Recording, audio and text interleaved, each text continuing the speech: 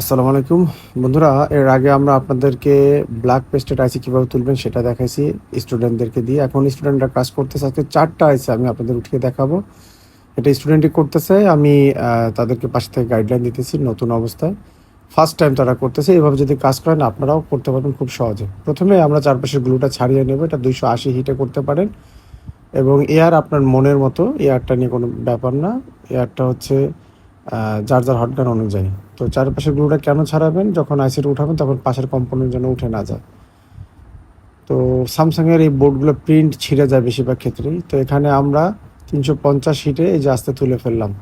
দেখেন এখানে কয়েকটা এনসি প্রিন্ট উঠে গেছে। তো প্রথমবারে তার এরকম হয়েছে, তখন দ্বিতীয় আইসিটা আরও ভালোভাবে সে তুলবে আমরা আশা করি। প্রথমবার এরকম ভুল হতে পারে। 350 হিটে ঘোরাতে হবে, যেই দেখবো যে আশেপাশের কম্পোনেন্ট একটু নরম হয়েছে তখনই কিন্তু আমরা এটা তুলবো।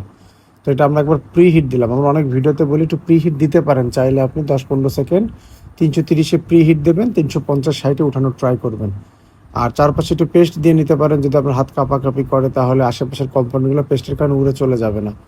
তো এখন আমরা ফাইনাল হিটে আবার কিন্তু চলে এসেছি, এবং এই যে দেখেন নরম হয়ে আসছে। আশেপাশের কম্পোনেন্ট ধাক্কা দিয়ে দেখবেন বা রাংগুলো চকচক চকচক করবে। ঠিক এই পজিশনে এসে আপনার আইসিটা তুলতে হবে। অবশ্যই একটা কোণা আপনার বেছে নিতে হবে যেখানে সেভ আপনার মনে হয়। দেখেন এই দেখেন আইসিটা কত সুন্দর ফল কাটার মতো করে সে তুলে ফেলতেছে ইজিলি। প্রথমটা একটু ভুল হয়েছিল, তাও এনসি প্রিন্ট উঠছে, এগুলো উঠলেও কোনো সমস্যা নেই। আশা করি এই আইসিটা আরও সুন্দরভাবে তুলবে। তো দেখেন এখানেও সে কিছুটা ভুল করছে, এখানেও এই যে নিচের দিকে একটু ভুল হয়েছে।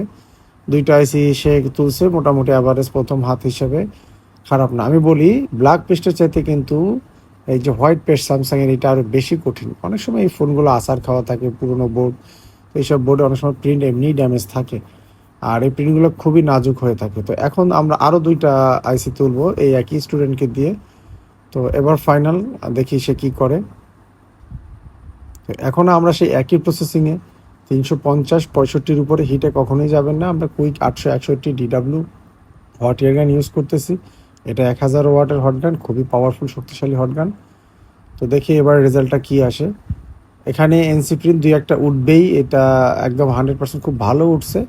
এটা যারা টেকনিশিয়ান ভাই তারা জানেন যে এটা ভিজি 153, এখানে প্রায় 80% বলই ফেক থাকে আর 20% বল থাকে কাজের। তো সেই হিসাবে অনেক সুন্দর উঠছে। এবার সে প্রসেসরটা উঠাবে, আশা করি প্রসেসরটা আরও সুন্দরভাবে সে তুলতে পারবে। এবং এটা পারফেক্ট একটা গাইডলাইনের মাধ্যমে সে যে কয়টা আইসি তুলছে প্রত্যেকটা আইসি খুব সুন্দরভাবে সে তুলতে পারছে। তো আশা করি আইসিটা আরও ভালো তুলবে, আলহামদুলিল্লাহ।